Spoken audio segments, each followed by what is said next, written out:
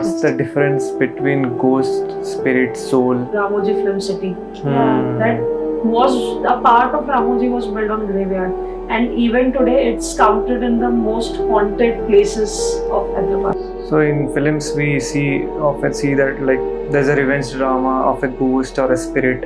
So Revenge drama can still happen. Which language do you speak in? Something that you understand. If you have seen in the movie Bhool Bhulaiya, or in Telugu it was Chandramukhi, Chandramukhi, yeah. right? And it very clearly showed. Yes. I picked up my phone, I called him morning 7:30, and I told him, don't drive today. How many people are in this room? Like just for the room. Spirits, souls. Spirits or whatever you are seeing. How many? Apart from the four of us. Okay.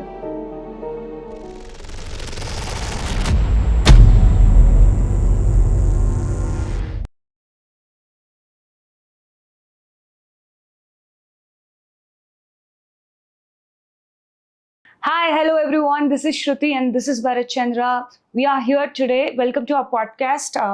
Ms. Sushmita, we are so happy to have you here. And to introduce in very short words, she is an amazing person, but also she's a psychic. She's a born psychic. She knows a lot about what is happening with our energies. She can read what is happening around us and also help us heal from our past trauma and so much more. But before that, Bharat Chandra, do you want to take over? Yeah, this is the first time I'm meeting a person who is a psychic. So I have many questions to ask. So, so glad to have you, ma'am. Glad to have you, ma'am. Thank you so much. Ma'am, would you like to introduce a little about yourself? What all do you do so that people have a context before watching it? So I'm a psychic medium, and many times when I introduce myself as a psychic medium, people are like, "Bhoot bulate ho, ghost," and if we come for a reading, we'll see the spirits. We are scared of it and everything. But a psychic medium is someone. It comes in two words. Psychic is someone who reads your energy, who knows what is going on with an energy. They are very energy sensitive people. And mediums are the people who connects the spirit world to the human world, like any passed away loved one, or maybe say the spirits that are ready to come into this world as babies, the spirit babies, what we call them. So we connect to the spirit world and we bring those messages to the human world. It helps you with a lot of closure with your passed away loved one, many unsaid things, maybe sorries, maybe thank yous, or maybe some guidance that you need from them. That can be done. And when we talk about spirit babies, it is more about how we bring in the messages from the spirit babies, that so that the mother and father who are wanting to conceive, who are waiting for that thing to happen, for that good news to come into their life, we help them navigate through those energies so that once the energies are ready, because the spirit babies, mother and father, they have a soul contract. Okay, and the baby only enters the human world, the mother's womb, as for the contracts, when the mom and dad are ready, the baby spirits enter then. So if there is something that they are not doing rightly, so we tend to help the mother and father, that maybe you can change this in your life, maybe you can add these small things to your routine, or a different perspective that you can start living your life with, so that the baby soul feels ready to come to you. Okay. Because we have seen many cases. In fact, the baby souls, sometimes they get so sensitive that say the parents, they want a baby boy, but the spirit is of the baby girl.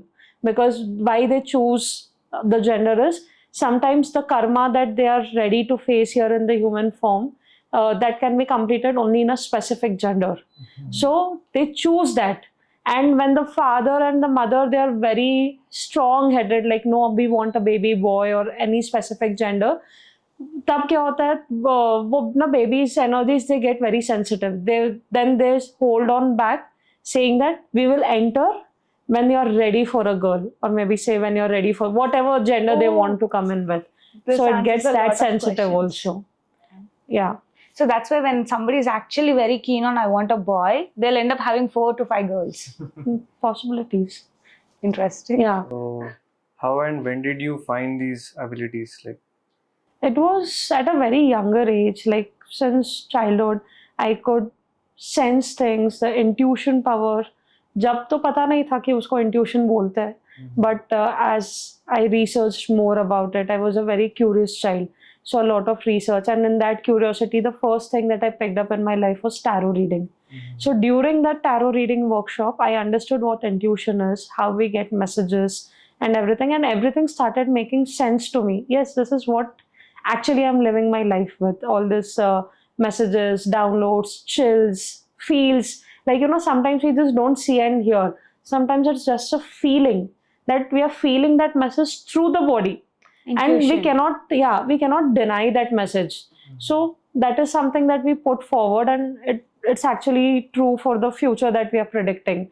So that was a time, and my curiosity also took me to science called quantum physics, where it supports the spiritual sciences. It's all about energies on the atomic level, what energies are taking place, how the frequencies are working, and everything. And when I understood quantum physics, I understood how every emotion in our body holds a specific frequency, how every word that we are speaking hold a specific frequency. Today we are hearing a lot about manifestation, goal setting, and everything. People are very aggressively trying to manifest things with a lot of vision boards and different techniques, but rarely do they know that the words that they are speaking in their everyday life, that is actually manifesting in their life more than even the vision boards and the writing techniques that they are doing. Yes, they do help, because I myself, I always create a vision board for myself. I have my goals set. However, the major part, like, when we meet the trainers, physical fitness trainers, they always says, gym में ना 10% होता है, other 90% आपके food table पे होता है, right? They say that, and we say the vision board, the manifestation techniques, that is 10%. After that, the 90% is what you're talking, what you're thinking, and how you're actually embodying that energy in your body. That is main जहाँ पे वो role शुरू होता है, and your manifestation starts happening. Every word. Let me give you an example. Say, I want to become rich. Many people who actually wanting to earn money would say that I want to become rich, I want to do this, I want to do that. There's a culprit word here. What is that culprit word? Want. Because want is a word that comes with a lot of desperate energy. True. And when we say I want to get rich, which means you're putting your power somewhere outside. कि बाहर से ऐसा कुछ हो जाए कि मैं पैसा कमा लूँ, और maybe say I want to lose weight, बाहर से ऐसा कुछ हो जाए कि मैं वेट लूज कर लूँ, और maybe if we start saying I am rich, or maybe I am willing to experience abundance in my life. Willing, want की जगह willing word जब हम डालते हैं, that changes a lot of things. So I am willing to do that. So the want is a desperate word that comes with a lower frequency, and desperation pushes away your manifestation. And now when we say I am willing to get rich, I am willing to experience abundance, do you really think your energy is somewhere out or inside you that time? Inside. The sentence speaks a lot about it, right? So it works that way. You have to activate the inner energies through the words. Yes. Every word, every time you're speaking to people, to yourself, you're always manifesting something. And you should be knowing what are the kinds of words, what are the kind of frequencies you're throwing out. Because the frequencies, even if before it reaches to the people, it is in your aura. And it decides whether your aura will be weaker or stronger. Got it. And as a psychic, I am someone who sees people's aura, who senses their energy, what their aura is handling, what your chakras are handling. And I guess it's as simple as by seeing your aura and chakras, we tell a lot about you. Because your main energy centers are your chakras, and that creates your aura. So I have a small question here. Yeah. So we call it chakras being blocked, right? So when you see energy a person, centers, yeah. Yes. So when you see a person, you can see that these chakras are blocked, these energies are blocked in them. I would rather not use the word block here, because it creates a lot of misconception. I would rather choose to use the words where balanced or imbalanced. Okay. So if that chakra is balanced, you're experiencing this in your life. and if your chakra is imbalanced, you're experiencing this. When we say blocked, वो ना बहुत ज़्यादा एक heavy energy के साथ आता है. True. And when we say balance or imbalance, which means चलो imbalance है ना, बस balance ही करना है इसको. एक mentally भी वो चीज़ वैसे work करेगी, and the actual words to be used is balance. Or your chakra is blocked, no chakra can ever be blocked because your energy keeps flowing. अगर एक भी चक्रा block हो गया ना, when we say block, like literal block, तो वो चक्रा के आसपास के जो organs होते हैं, say sacral chakra, okay, the third chakra above the navel, below the navel, the second chakra, जो sacral chakra होता है, that is connected with your womb, your uterus and everything. So if it is blocked, everything around that energy will be zero. The biological parts around it, doctors will give up on that. They will have no cure for it. That is the blocked chakra. Okay. But when we say balance or imbalance, that is the time when we can heal, when we can balance through affirmations, through different routines, through different thinking patterns. We can balance the chakras like that. So, do you remember any incident from your childhood, like when you have realized that you have such abilities? So, do you remember any specific incident or gradually? It did develop gradually. A few memories, funny memories in fact, that I have, where me and my sisters, we used to share the same room. We are 3 sisters. So I just randomly used to wake up in the middle of the night, wake my sister up and ask, can you hear that? Or am I only the one who is hearing you it? actually hear voices? Yes, we do hear voices. We do see things. When we see things, sometimes it is very evidently, and most of the times it's in the peripheral version of us, where we are seeing the lights, where we are seeing colors, where we are seeing the beings, and we are feeling their emotions. So when you see colors, you have to understand what meaning this color represents. We don't need to really learn about it, because when you see that color, you will feel it for yourself. Okay. Say for some red is love, for some purple is love. It depends on how they are perceiving love. When they say red is love, they are very passionate about love. So their perspective of love is representing that red color. And when someone says purple is love, to them love is peace. To them love is being all present there in that moment, because it depends. So the color also, the way you're associating a color with the emotion, we can say what that emotion means to you. Got it. So I have a few more questions with respect to the voice that you hear. So do they tell that I am this and I'm speaking, or is it male or female? Can you differ? Yes, we can. Or also, which language do they speak in? Something that you understand, or do they have something specific? They speak the language of energies. Sometimes when there is most of the times it's a language that I can understand. And when the language barrier is there, definitely, वहाँ पे क्या होता है? I feel that message through my body. It's just a feeling. It's not a hearing. It's not a seeing. It's just a feeling, and we know, this message is being passed. And there is one thing that I've learned on my journey is, I used to question my intuition. I used to question these feelings. कि ये सही में ऐसा है या मेरा overthinking है, what exactly it is. But the moment I accepted, no matter what, I will just pass on the messages without letting the logic take the front end. Okay. And everything I speak, the people sitting in front, say a son is here to connect with his father, passed away father. And when I'm passing the messages without, without any logic, just whatever I'm feeling, whatever I'm seeing, I'm passing the messages, they will say, yes, this is what my father's energy would look like. This is how I shared my relation with my father. Okay. Yeah. So here I have a very different question. Like, you were figuring out your intuition. You were listening to things slowly, right? So when this was happening to you, when was the first time that you have, you felt something or you heard something, you passed it on you and you got shocked? Okay, this is true. This is happening. This has helped. So that will create a huge impact in you, right? Yes, when helping for the first time. It was not a very aggressive first time, I would say. I can point out that this is the thing. But small messages that I used to tell my family, I'm feeling this, I'm getting this kind of message. And as I move forward, it was true for the like in the next 1 or 2 days, we are actually seeing that happening. Okay. Sometimes I used to get messages like where someone is going out, say one of my friend. I just was sleeping. Okay. ठीक है? I picked up my phone. I called him morning 7:30, and I told him, "Don't drive today." Okay. I just told him that. He's like, "What happened?" I said, "I don't know, but just don't drive." And I cut the phone and I slept.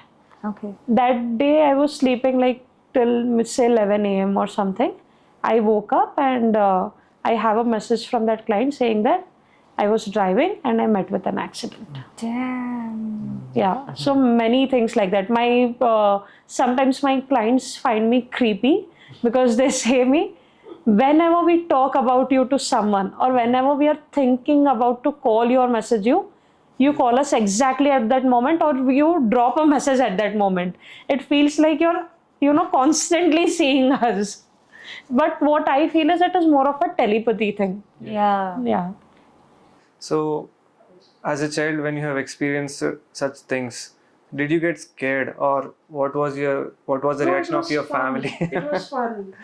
You felt like a superpower. Not a superpower, but I was enjoying that thing. Now I definitely feel it like a superpower as I've grown into an adult, because one thing, not everyone acknowledges it.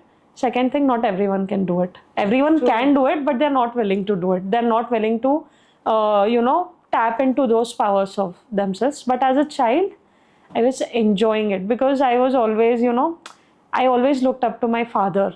And my father was a very courageous man.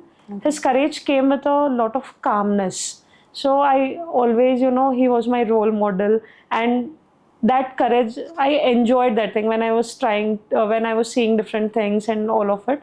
It always came like, ha, ab maza aayega. Something unknown, something uncertain that I'm looking into and everything. It was nice. I was enjoying it. You can tell me, like, as a kid, I was very naughty. I used to, rather than if we say it in the layman's language, rather than वो भूत मेरे साथ खेल रहा है, मैं उसके साथ खेल रही हूँ. It was always like that. I'll bring in my favorite segment for today. Topic is ghosts. So, what's the difference between ghost, spirit, soul, etc.? So the spirit is something that leaves your body while you're, when you pass away. Now there are two terms to it: passing away and crossing over, crossing away. So what is the difference? Like we say, especially in Hindu religion, we really, believe this, that the soul stays back after 13 days, even after the 13 days after they're passing away. Now what they do in this 13 days is they visit the people they love, they visit the places they love, and they're just there. They know it's their end time and everything. And the first thing that happens when they pass away, like when the spirit leaves the body, is they try to enter the body again, specifically if it is a sudden death. And for the person who has been ill for a long time, or maybe an old age person, they know, yes, it's my time to leave the body.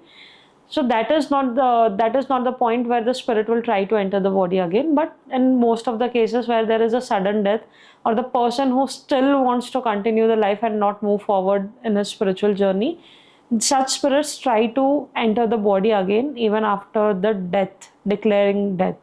And yes, in some cases we have also seen that, the dead wakes up. True. In some cases, near death experience hoke वापस आते हैं. So these are the things that happen there. And that's the reason, if you have seen in Hinduism, what we do is we enter the cotton in the nose, we tie the two toes of your feet, right? And why do we do it? And we close the eyes because they are the portals where the spirit can try to enter the body. Okay. First thing we do is that, and after all the rituals, what every culture follows, after all those things, we say don't keep the body for too long. Yes. Why? Because if you're keeping the body for too long, the soul still is trying to enter the body. It still has some hopes. But as soon as the sooner you complete the cremation ceremony, whatever you do, like some people bury it down, some people burn it and everything. The sooner you complete the cremation ceremony, the sooner the soul accepts the fact that there is no going back inside the body, and the only way is further. Now, what the further way is? After 13 days, there's a portal that opens, spiritual portal, where the soul will have to leave. Now, why that portal opens after 13 days is those 13 days the soul is near the family. They're leaving their most last memories. In fact, I'm not sure how it goes in other families, but in my family, there's this thing that they say, do not cry. By seeing you crying, they will feel more sad. Do not cry. Take God's name, because now is the time where you remind yourself that God is the ultimate truth, and you remind the soul who is listening for the 13 days that the God is the ultimate truth, and you will have to go there, because in those 13 days, while the soul is near the family, there is also a test going on for the soul, the final test. Will they would like to stay back to the material emotion connections that they are with, or would they like to cross over to the ultimate truth, that is God? So that test is there in 13 days. That's the reason. And like what I have seen in my family as growing up, they say always make sure you take God's name, don't cry, because you should remind that soul that that's the ultimate truth, and you will have to pass away. Don't stay back here. Okay, what happens if the soul stay back here even after 13 days? You can either some acceptance the soul needs to get, and if the family is praying, it's okay, you cross over from there.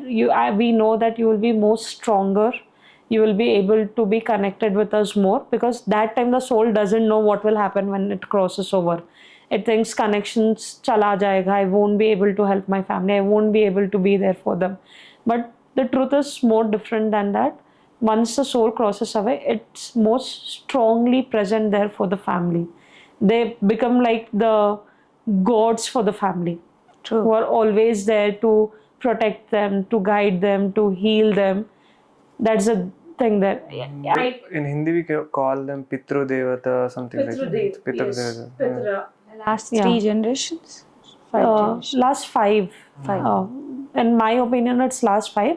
Again, different cultures, different upbringings, different ideas have different concepts about all of this. And I really don't want to, touch those things, because they are very sensitive for people. All I can say is what my opinion too is, and what I have experienced as a medium, what kind of generations of souls have seen. According to that, I can say, but it cannot be true, or not everyone will be very open to accept this thing. So I have a small question here. Like when you told that we have to get done with the cremation soon, otherwise the souls get trapped. Yes. That's the reason I guess hospitals are the most haunted place, with the mortuary being there, Yes. the bodies being kept for recognition and all. Yes. Hospitals are the most haunted places that you will ever see. And people before were very specific about energies and whatever they used to do. But now, in the race of acquiring lands and acquiring different things, places, they don't even check the energies. What happened in that house? What was the history of that house? If you really go back, our ancestors, they were very specific. Who that home belonged to, what happened with their family and everything.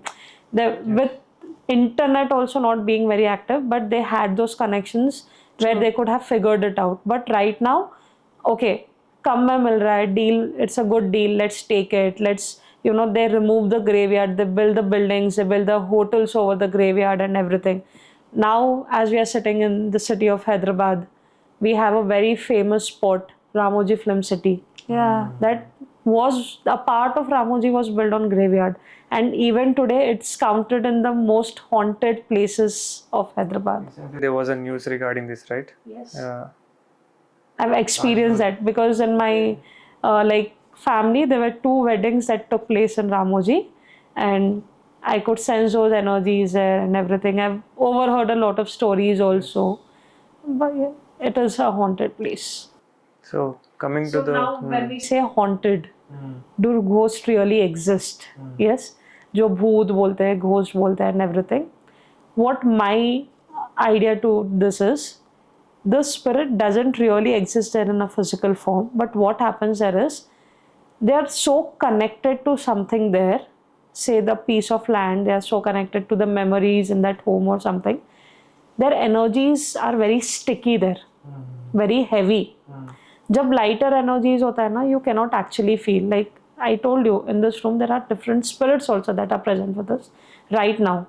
They will prove themselves when we ask them to, but let's not disturb that thing, okay?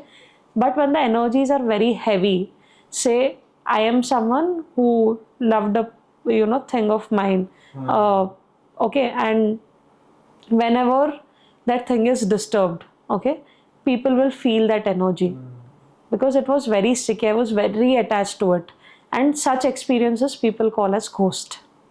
Okay, now people ask me, then what about the possessing part?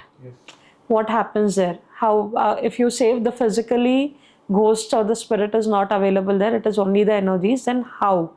Now that energies you pick up so evidently that a part of your brain thinks it is you. If you have seen in the movie Bhool Bhulaiya, or in Telugu it was Chandramukhi, Okay, yeah.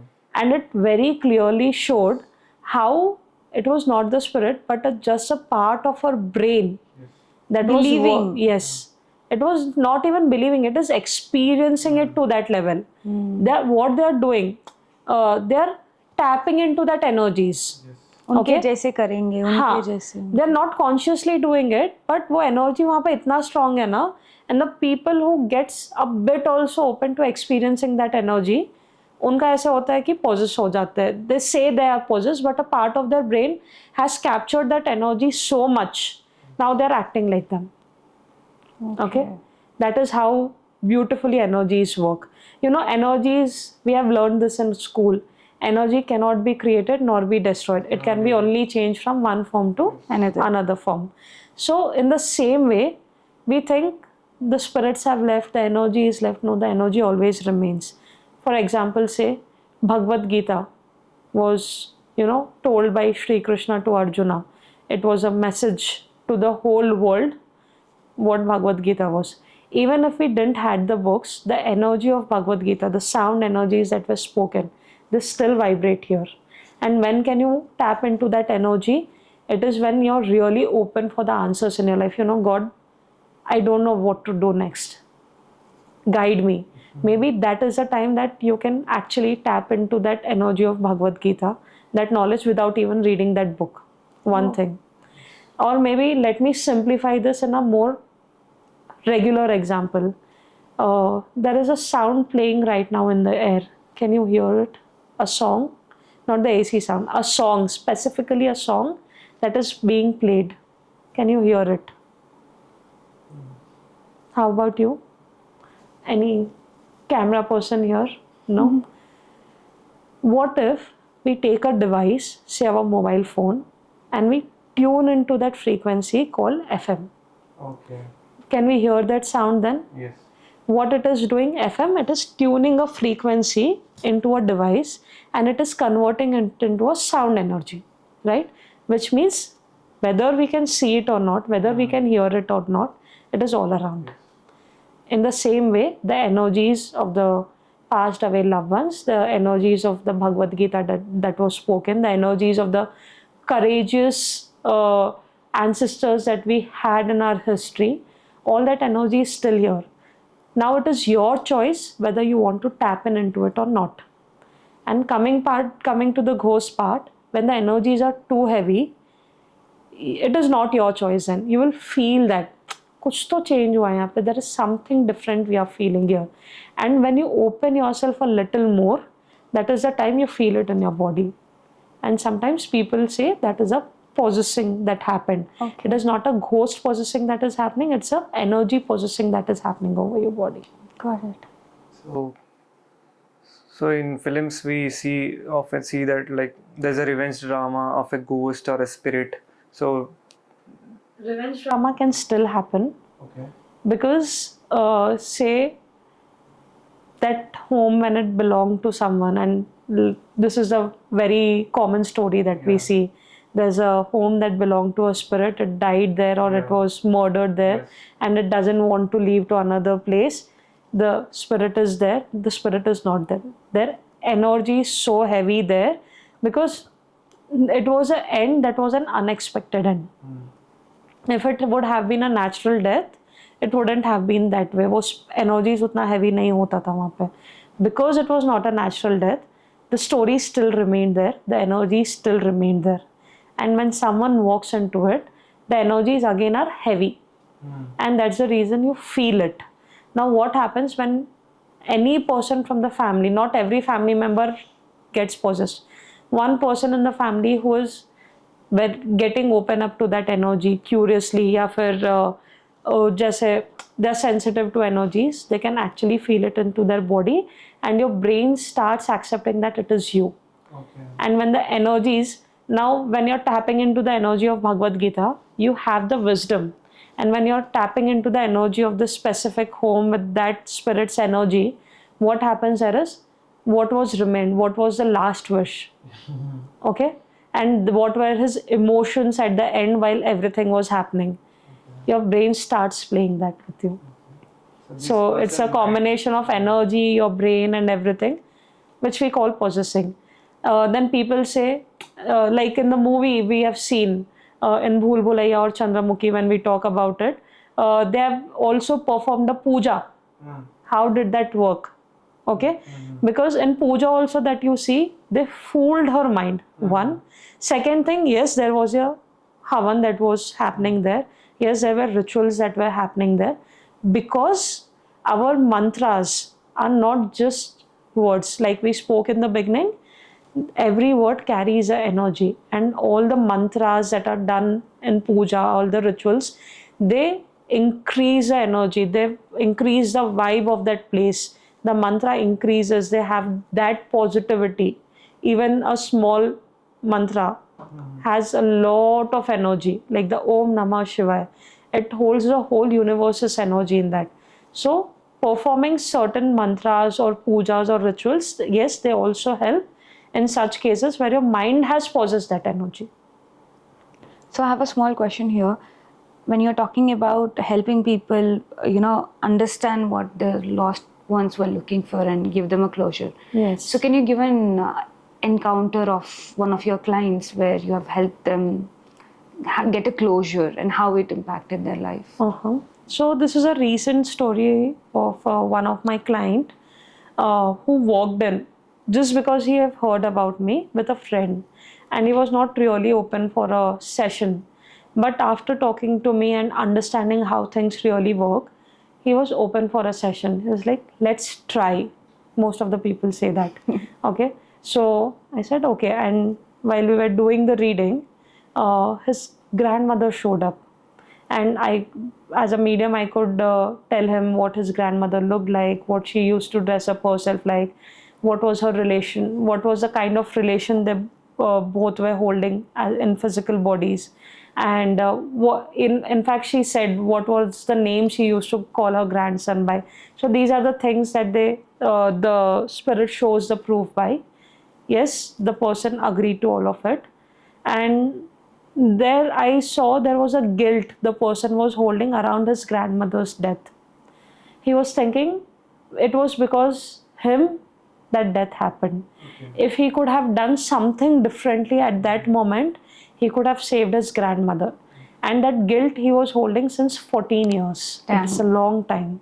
And he mentioned that after the session, he mentioned this, that every time whatever he did in this 14 years, there was always this thing playing behind his mind, that is, it's because of me, it is because of me. And that thought was not allowing him to give his fullest in different parts of his life, different areas of his life. We just had a brief half an hour session where everything opened up, and the message that he got from his grandmother, that if you could have done things differently, you would have done it there. It was God's plan, and nothing works. I had to go this way. I left that way, and it was my time to leave. Not only you, even if God would have been there, he would have not helped me. That was the exact message that was there. and it came with a very loving words that the grandmother used to say the grandson as a child. Those sentences also she spoke, which I was translating and yeah, Okay. I was translating those sentences and telling him, and he was like, "How do you know these?" I said, "I don't know this, I'm hearing this." And that was the moment where he says, "Shushmita, 14 years of guilt is done in half an hour." Like, it left my body, it left my mind in just this half an hour session. And since then, this is one guy who always, whenever he talks to someone and he sees people in grief, he passes that number to me and my number to them, and like, go and talk to her. She will help you through that. Amazing. So imagine the 14 years of heaviness, guilt that we are carrying, and it just, you go by it just by a loving message that comes from your loved ones. It's such a relief. That message, that loved ones who we thought we would never hear from them again. But when we can, and when such messages are passed, such empowering messages are passed, it feels such a relief.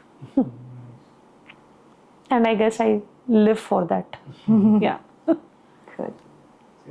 Coming back to the ghost thing again. Yes. So, the last example we have taken, let's say the girl gets murdered and her last wish was to kill the murderer. So, let's say there's a family guy who's one boy is sensitive, one boy or girl is sensitive towards the energy, and what does this guy do? Do he go and kills him because the last manifestations were to take revenge? Yes. He acts in such a way, Yes. like so that is called being possessed. Yes. And do you think really the spirit ends there after this person kills himself? Yes. The energy, no. Okay. The energy that has remained in that place, anyone else who walks in with the energy sensitiveness, they will feel the same thing. The same thing will happen, go on with their brain. Okay. They tend to kill themselves also. So that's what we have seen in Bhool Bhulaiya. Even if the king died, she wants to get revenge on whoever. Present there. Yeah, okay. Because now they came here and that lady was energy sensitive, and now she is seeing that roles in everyone who is present there right now. Her brain is not working consciously to the present day thing. It Time is working sensitive. with that story. So, what do you mean by energy sensitive? Or should they protect themselves? Are we calling them weak, or how do we protect ourselves? When we say energy sensitive, they are definitely not weaker persons. They are the strongest persons you will ever meet, because I am energy sensitive and I have paved my way through that energy sensitivity on how I am using that sensitivity to help people. Okay. Now, not everyone is ready for this. Not everyone is ready to do, take this up professionally, and I totally understand that. How do we know first if we are energy sensitive or not? Yes, you go there, you have an intuition. Suddenly, you feel this place is not good. This is not nice. The vibe is not good. You see a person and yes, this is my person. No, this is not my person. Whenever you feel these things, which means these people, they really don't have a logic of what they are saying, but when we wait for a few days or months, and what they said actually, it uncovers like that. So these are the people who we say are energy sensitive people. And yes, wherever they go, they need to protect themselves. One thing I would recommend, what I do is soaking your feet in salt water, crystal salt. Soak your feet, because salt and water has the ability to pull in the energies. So always soak your feet in salt water, at least, if not every day, every alternate day you have to do it. That one thing. Meditate and keep your aura stronger. Meditation is something that makes your aura stronger. Apart from meditation, because many people these days find it difficult to meditate. They don't know exactly how to meditate. One easier thing they can do is increase your faith in the divine. Say any God that you believe in, any energy that you believe in. Some says it's universe, some says it's God. I say it's Lord Shiva. So when I have increased my faith, when I have surrendered to that energy, to the Shiva's energy, my aura gets more stronger because there's no fear that is there now. It's all courage. The courageous aura is always stronger. Though I'm very energy sensitive, yes, I can sense things. At the same time, I'm carrying a stronger aura where nothing can affect me.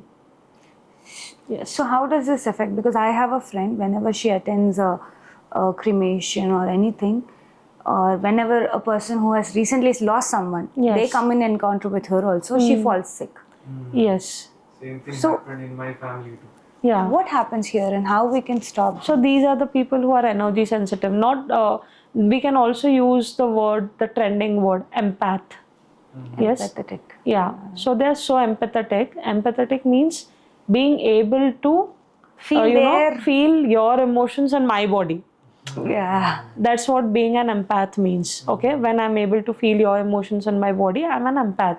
So what these people you're seeing in your families who are getting affected, these are empaths, and you see these are the most loving people in your family.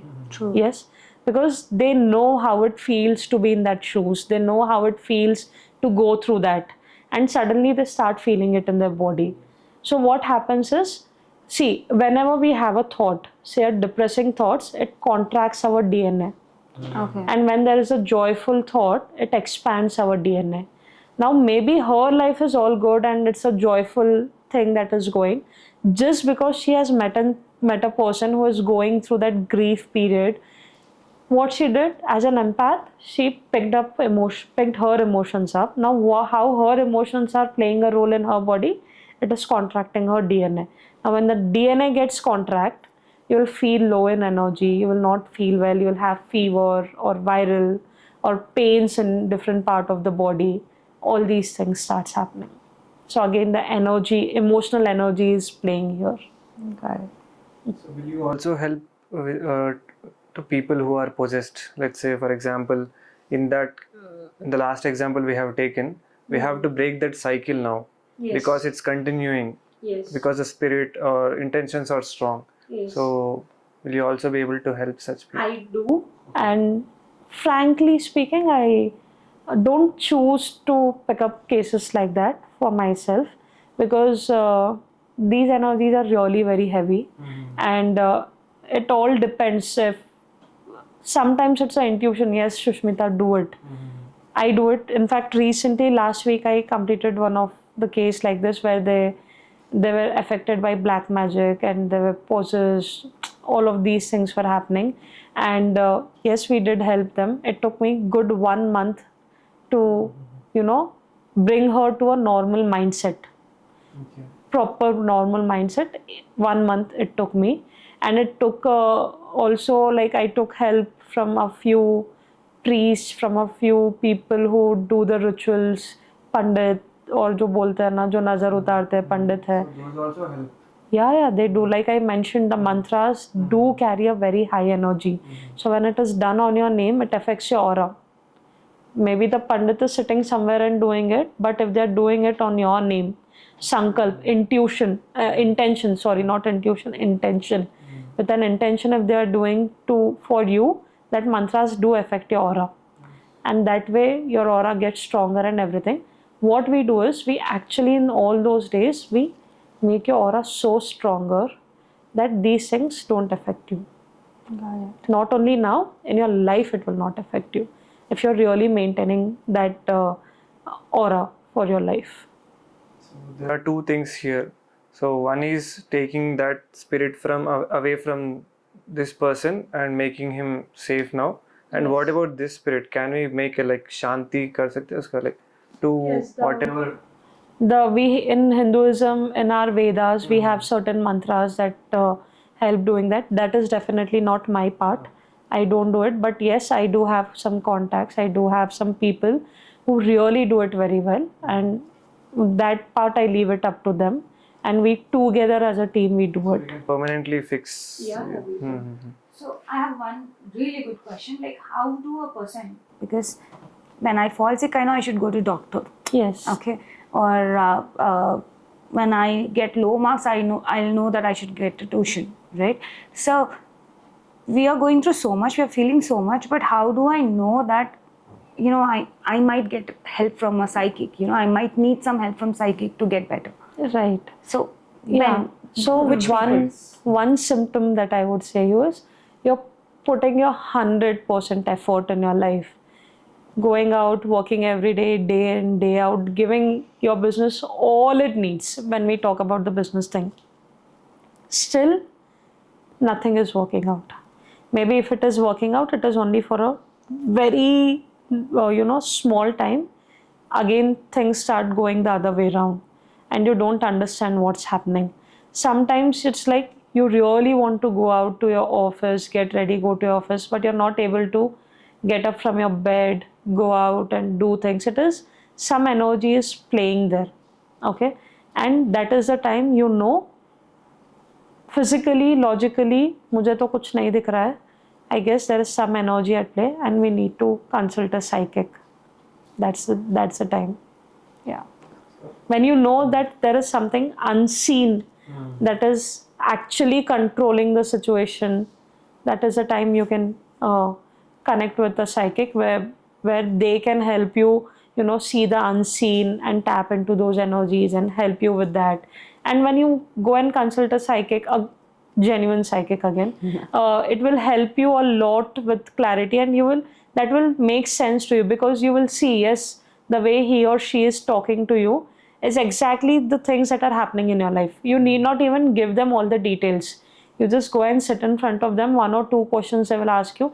They will only give you all your details. So when there are no answers, you will give answers. So one last question in this segment. So I have heard that women are vulnerable when they are in pregnant or when they are in periods to these such energies. So is it true, or do they have to take any precautions? It is true. And when the woman is, say, let's talk about her periods time, her menstrual cycle, while she is, menstruating, what happens there is every day the energy flow goes from the root chakra to your crown chakra. However, when a woman is menstruating, the energy flow is from crown chakra to root chakra. The energy flow is down, which means you're low in energy at that time. The women are low in energy, and that is the time. That's the reason our past family members, our ancestors have always told she needs to rest. She doesn't need to do everything, out there going and doing the hard work, field work. She doesn't need those 3 days. She needs to rest, because actually energy wise your body is very low. One. Second thing, they say don't take head bath for 3 days. In many cultures they do say. Why? Because when you're pouring water on your head, the energy flows upward, which means you're disturbing your menstrual cycle ka energy flow. Energetically wo cheez hota hai. And the third thing is, don't cook, don't go in kitchen. Why they say? It's not because you will make the food impure. It is because when you're cooking, there is a certain energy that comes out of your food. Prana energy जो बोलते हैं, वो food से release होता है. And that prana energy again brings in your body, it brings your energy upwards. It doesn't go downwards. While we are going to the temple, the energy flow from down to up. So these are the things that the women were told not to do, because they understood how the energy flow is happening. But as we move forward, it become a taboo in the society. Don't go to the temple, don't do this, don't cook the food. What about the women who are living alone? They have to. However, we don't have period leaves now. We have to work 30 days. Yes. So how does it work? All those advertisements that say these products, period products, or sanitary napkins and everything, use this, go, run, do the hard work and everything, they're scam for your energies. Yeah. Never do that. No matter how tempting it feels, oh yes, I can work. Because what they're targeting the feminism part, right? And in my opinion, I always say this, feminism is the most wrong thing that happens to the female. we are asked to compete with men. Yes. Whereas we are completely different mentally, Yes. physically, everywhere. Yeah. And to women, God has built you differently. What you have to ask in the society today is give us the equal opportunities, not the equal hard work. Because as women, you are multitaskers. You have evolved as a multitasker. Men have evolved as a focused tasker. Okay? Like in the previous days, and when we were tribe, living in jungles, humans, what happened? Men used to go and hunt, and they needed the full focus. They cannot, put their attention everywhere. But a woman who was in the house or taking care of the children, cooking, and everything, her all senses need to be aware what is happening where, because she need to handle so many things. So the evolvement happened like that. And the males, even in today, the because of that development, the males are focus driven and the female are multitaskers. Okay, what a male can do as a hard work, women can do as a smart work. But what women today are doing in the name of feminism, no, we will work hard. And in turn, what is happening with them? The stress, the hormonal imbalances, the very common disease that we really didn't hear about in the previous days, PCOS, fibroids. You're messing up with your female energy. And that is what feminism, that is the only thing feminism brought to a female. Feminism to me should be equal opportunities, but not equal the same kind of work, no. Because see, even I believe what a female can bring to a business, her intuition, her mindset, her multitasking part, what it can contribute to a business, maybe all males, 4-5 males together cannot do it. ठीक है, but what I will say is जो आपका ability है ना उस पे work करो. Don't you not try okay, they are doing this, why am I giving this task? You're given this task because you're able of, you have that capability. True. And you won't believe this, to balance the energies we work with a lot of corporates, with a lot of startups and everything. There was one startup which consisted of 7 males, employees, head, director, 7 males were there.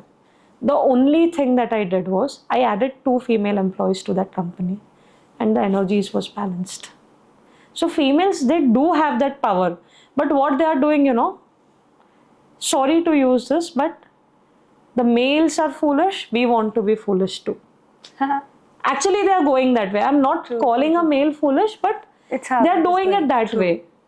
And that's the reason I feel feminism, not only career wise or the body wise, physical wise, but energetic wise also, it has done so many wrong things to a woman. And the concept of feminism needs to change for females' energy to come back. Yeah. And so also many cases we are seeing where conceiving has become a challenge. Very. And why? Because the female is not enough feminine. The female here today is to serve. It is a masculine's job to serve. The feminine's job is to receive and nurture. Yes, in business also there are 2 different roles where a serving happens, where the nurturing, the development of ideas happen. A male can come with a vision, the female can nurture that idea, and that can be put into execution by the other members. That a female can definitely bring to a business. I am a businesswoman. I run 2 companies, okay? I am a businesswoman, but I am not going out of my abilities to prove myself to the society. I am working fullest in my ability and I'm seeing those results. People are recognizing me for my work. People are appreciating me for my energies and everything. It's not a luck. It's an alignment of energy that I did is showing up today. So before this podcast, I have asked few of my friends to pose few questions to you. So one person, Pawan Kumar from Nagol, Hyderabad, is asking you, can you predict a person's death? Yes, death can be sensed, but never be predicted. Because when a person is about to end his journey, we know, we as a psychics, we can understand that energy where he's going towards. We can sense that. However, telling it out, we cannot, that's a rule. We should never predict a death. Prediction is telling it out. Can we sense it? Yes. Can we predict it? No, we shouldn't. We shouldn't. Like, that's a rule.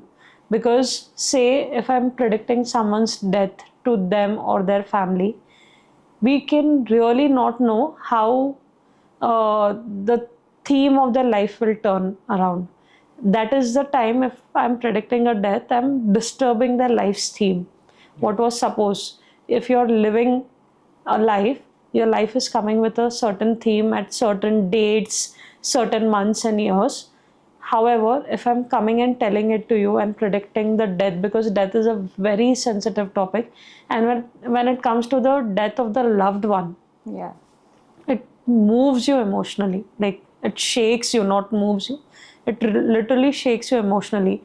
And if I'm doing that, which means I'm pulling away that theme of your life for a part of the time until that death is occurring. Okay, till that time your full focus will be that person, your full focus will be of fear, and you will not be able to really think positive about it, about that life, nor you will be able to manage things that life is giving you. Your full focus will be on that person, and there can be a lot of regrets and everything, which I don't think. That is the time. See, death, yes, it definitely brings in a lot of regrets, a lot of grief with it together. However, it should happen only after death. If you're doing it before that, which means I'm manipulating your energies. But if you predict death, we can also prevent death, right?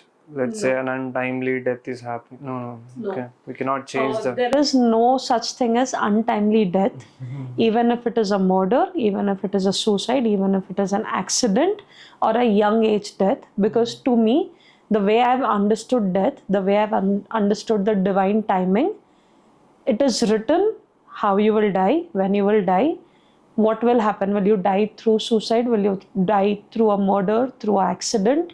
Everything is already destined.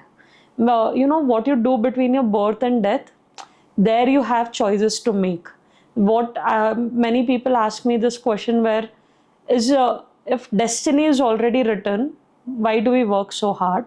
And if we are, if we can really change anything, all these predictions are waste. They ask that question. So what is that? In my experience, what I've seen life as, not everywhere. See, what you have done in your past lives, definitely you're bringing those karmas here in the present life, and you will have to face a few things according to that.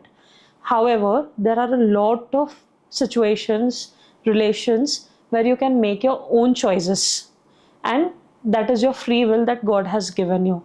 So life is not like a textbook where everything is already printed and written that ye aise hi hoga, nor it is a plain notebook that everything you can write. It's like in school we had this workbooks. Few of it was printed, then the blanks, then the prints, then the blanks. So life is more like a workbook where, because of your karma, a few things are written, and to create the further karma or to release the previous karmas, the blanks are given. Now it is up to you how you fill those blanks. The start and end is also decided. The start and end is decided. So death is something that is, you cannot change it. No person can change it unless a next level of prayer, divine intervention, and all of it happens. Those are the things, those are the stories that we saw in our past when the people were actually fully embodying that awareness. But if you ask today, I don't think we really see such people. I don't even say that I am embodying a full awareness, because sometimes, yes, I go through certain situations in my life. I go through certain emotions. I do react. Yes, I teach people that reaction is not the thing. We should respond to things. There's a fine line difference, not reaction and responding. Reaction is without any thinking, you just act what was told to you. But responding is something you wait, you pause, you think, and then you act accordingly. So there's a difference. Me, sometimes I do react. I'm a human. It happens with me. Still, I'm yet not reached that stage of awareness जहाँ पे उतना मैं embody कर रही हूँ. But yes, I'm on that journey. When now I'm giving myself time to think, do. I know this because when I react sometimes even now, in my memories I have guilt. I go back to that thing and I think, no, I shouldn't have done like this. And what I do next, what is done, I cannot undo it. What I do next, if it takes a small call to say a sorry, then I don't put my ego in between. Yes, I've done it wrong. I've reacted in a wrong way. I'm genuinely sorry.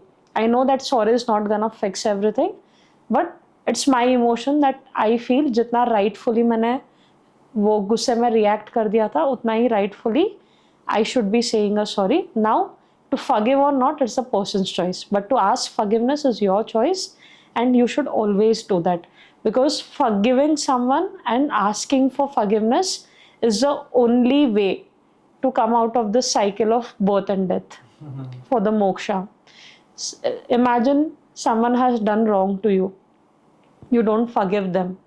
What happens there is you take The karma to The next cycle. birth. Yeah. To forgive them again. to balance that karma, right? If they have done, if you have done something wrong to them and you don't ask for forgiveness, you and them both need to take birth to balance that karma again. So better whenever you realize this thing happened. As humans, we do mistakes. We get carried away with the emotions and situations. But the moment you realize, just pick up that call, ask for forgiveness. Or if there is something that the person has done which you feel was very unethical, like say there is this one thing that is trending so much around, which is black magic, and people really do that. It is nothing but an energy manipulation without your permission. Okay, now that is unethical. I don't think that is a place where you can go and tell the person, okay, I forgive you. Maybe if you didn't face that much trouble in that, you can, if you feel like, if you have that courage, you can go and tell. However, if you don't have that courage, but I would say take your time. There's no rush, but take your time. In your heart, forgive that person. From your heart, release that heavy energy that you're carrying for them. In that way, you're freeing yourself from that cycle. It's not necessary that you go maintain that relation again with such person, like you were maintaining it before or something. But releasing that energy from your heart, releasing that forgiveness from your heart, and maintaining boundaries is something that you can do to protect your energy. At the same time, remove yourself from that karma cycle. That you can do. I've read somewhere in a book that every human being is given 3 exits. Right? So first exit will be before like around 21 or 25. Second exit will be in your middle age, and third exit will be in your old age. So it might just occur to as a small accident, or you might skip it, like it might just come and go. But consciously, we don't do it. Subconsciously, Yes. our soul chooses to exit through that path or not. Yes. To leave this body or not. That's how, like, when people have very big accidents also, they survive, like miraculously. Yes. It's because their soul did not choose to leave the body. to leave the body. And it also is like if they're continuing and not exiting, which means they'll be suffering a little more. Yes. Is this true? Yes, it is true. You always have 3 due dates, what I say, to exit this physical body. However, I would suggest, even if you're very conscious about the due dates as a soul, you should choose the last due date. Why? Because though the human physical body, human form comes with a lot of suffering, this is the only way where your soul can develop faster. Okay. Because the soul development is the way to moksha, to the ultimate divine. Now what happens is, as human, when we take birth, we forget everything, the past life, why did we come here, what are the lessons that we need to learn, what are the karma that we need to settle. We forget everything. However, in that forgetfulness, if you're doing the right things, which means your soul is developing faster. But if the game here is, if you're doing the wrong things again, oh, he said he did wrong to me, I will do wrong to them. Maybe he's releasing your past karma by doing wrong to you, and you're adding a new karma there. That's the reason they say, even if they did wrong to you, take your time and forgive them. Yes, I know it is difficult. I have been through those phases of my life, and take it from me, it is not easy, it is difficult, but it is important. But sometimes people take stand and fight back against. It is when your dharma, you always fight for the dharma. When the wrong things happen, see, there's a difference when we say to fight. If you're fighting for your own ego, your own satisfaction, that is a wrong fight. But if you're fighting for dharma, to protect the dharma, to see, like we hear so many rape cases, what are we doing about it? Are we fighting? That is the dharma. At least raise your voice. Today's internet, maybe we can post a small video against it and everything. There was a case very recently, this week it came in news, that a father in Jaipur raped his own daughters, 2 daughters. One is 9 years and one is 10 years. He raped his own daughters for continuous 5 years. That's very bad. Now, the wife couldn't go and complain to the police because she was scared for her own life. She's not protecting dharma here. Okay, maybe energy wise the play was different. Maybe the karma of the daughters were written like that. Too many things can come in play. But she should have stood for the dharma. Okay, why Mahabharata happened? Sri Krishna was involved in Mahabharata, but still it happened for 18 days. He was a supreme energy. If he wanted, he could change things like this. No war needed, nothing needed. But that was an example for the coming generations, for the next yuga, which is Kali Yuga, that we are living in right now. It was an example for Kali Yuga to show whenever your dharma is in danger, you need to stand and fight.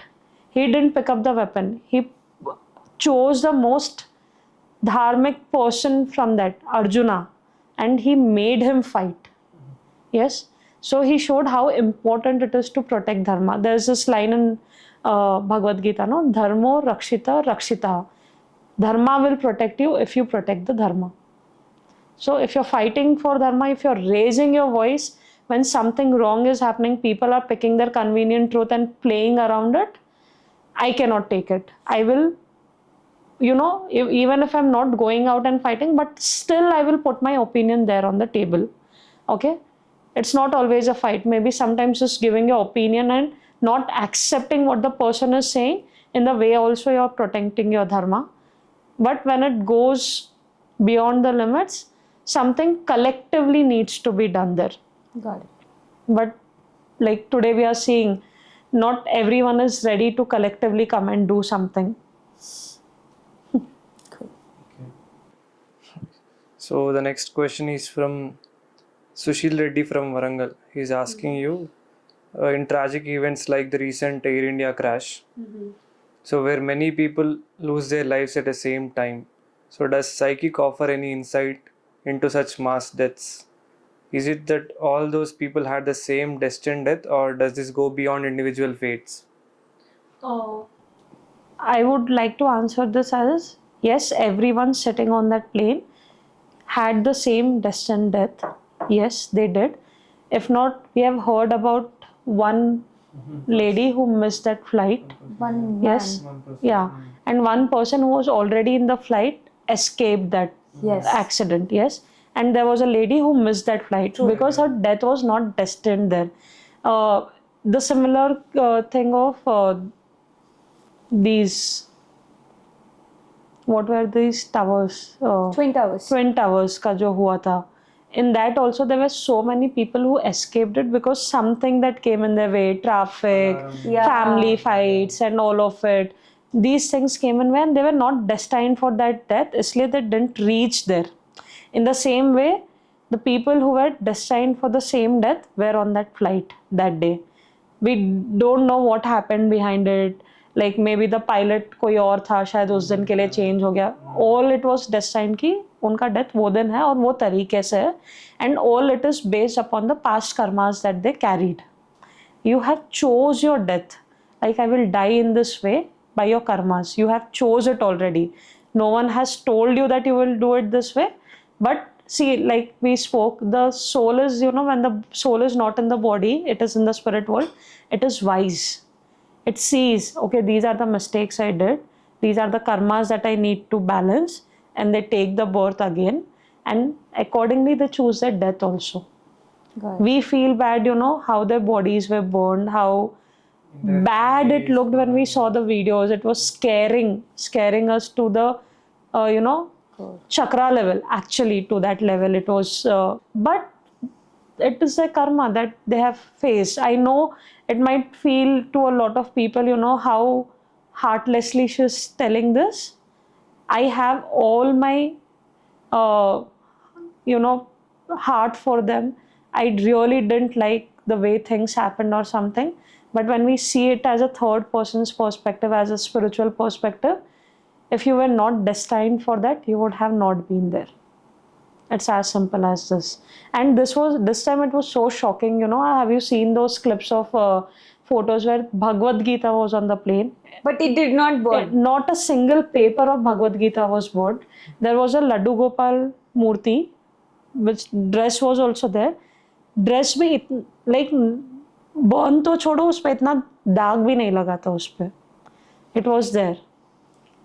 So yes, when the death is destined, it is there. And it shows all these signs of Bhagavad Gita, Sri Krishna's idol being present. You were destined for that death. God has brought you there. No, God is not sitting and taking revenge for you. He is helping you release your karmas. Like the people who do wrong to you, they help you release your karmas. So always be kind to them. Oh. It will take me also, frankly, I'm telling you, it will take me also time to reach that level of understanding, to love or to forgive people who are doing wrong to me or who does wrong to me in front of me. But yes, I know that is my goal. I have to reach there. I'm still in that process. So anyone who would like to, begin with me on this journey, let's do it together. It's very important for your own soul to develop. So I want to add a small question as July is coming up.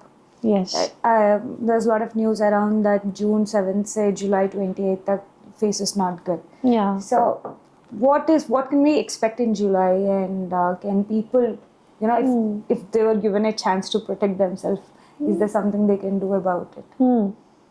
So there are two important factors that are playing major role here in June and July.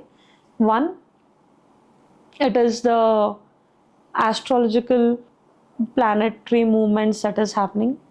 And second thing, it is collective thoughts, collective decisions. They say if a bookshelf is filled with books, too many books, an old shelf, it didn't break. But just by putting a small 50 pages ka book on it, it breaks. Did that 50 pages book break it? No. It was so many books that it didn't have the capacity more to hold it and it breaks. But what's blamed? The 50 pages book, the small book, right? In the same way, the collective energies have been so negative with each other, say like for the people, for your own family, for yourself. People are not even able to think positive for themselves. Collective mein, even for yourself, you're thinking so negative. Now it has grown and it is manifesting it in this form. So what energies you're putting out in the universe will definitely come back. The energies are like boomerang. What you put out in the universe will definitely come back to you. And these collective energies are also playing a major role. इसीलिए June starting से what we saw till the end of the June is more of fire crashes, airplane crashes, fire accidents, everywhere, every here and there. Now, as a psychic, what my energy go towards is more of natural disasters. And to the, like I told, on the chakra level, it moves us. Because when fire accidents, when we are hearing so much about fire accidents, a lot of insecurities also peeps inside us, okay? And it imbalances your root chakra, okay? Now, when the natural disasters will come, like say tsunamis, it will affect your solar plexus chakra and your heart chakra. Matlab, the emotions that comes in there. When there is a earthquake, it will again affect your root chakra, it will affect your sacral chakra, the below chakras and everything. So there are different things. Now I'm not telling a earthquake is affecting. The emotions that are connected to the earthquake have an effect on your chakras. And we think bas ho gaya, and no, we are moved. And specifically the news channels and everything that we keep watching again and again, we keep scrolling Instagram, social media.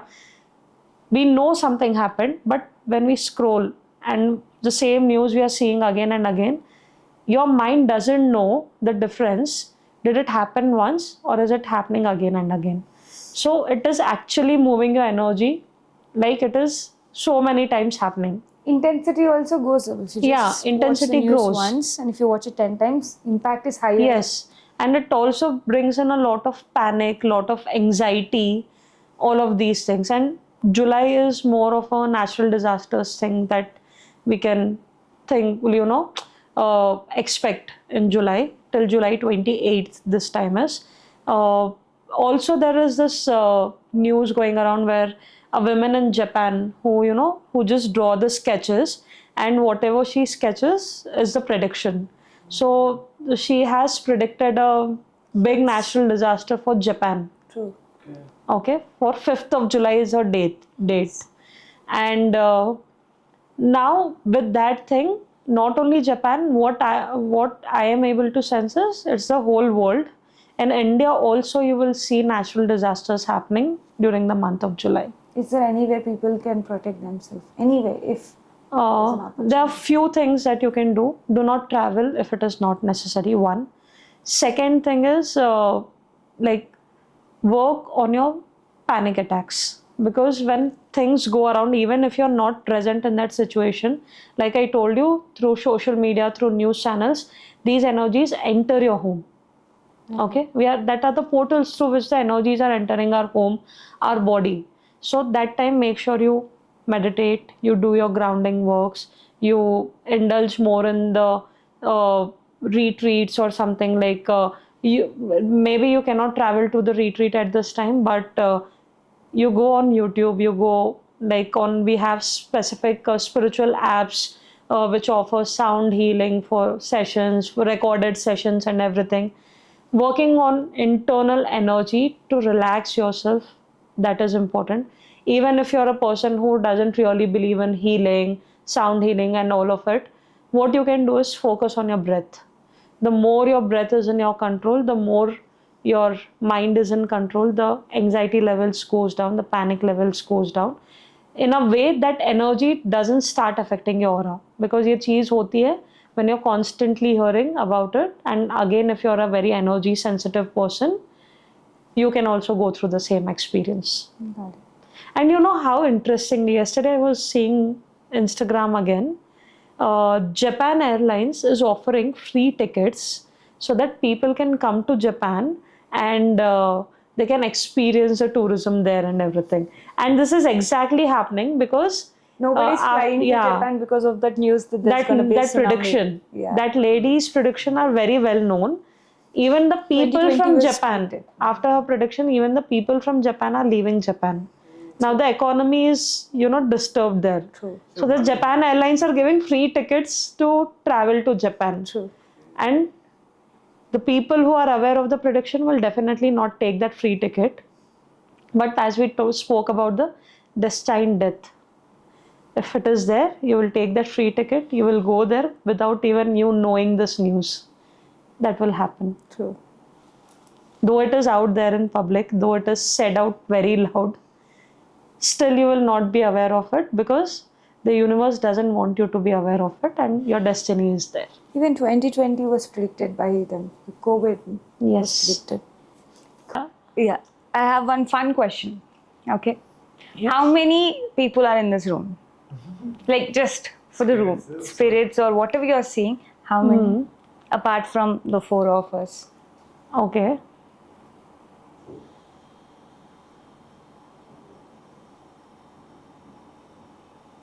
Two main dominant energies are there. Definitely, there are other spirits also who are parked because this is the room where I do a lot of readings and everything. So, a lot of spirits get parked here. But two main dominant energies specifically for this podcast. One is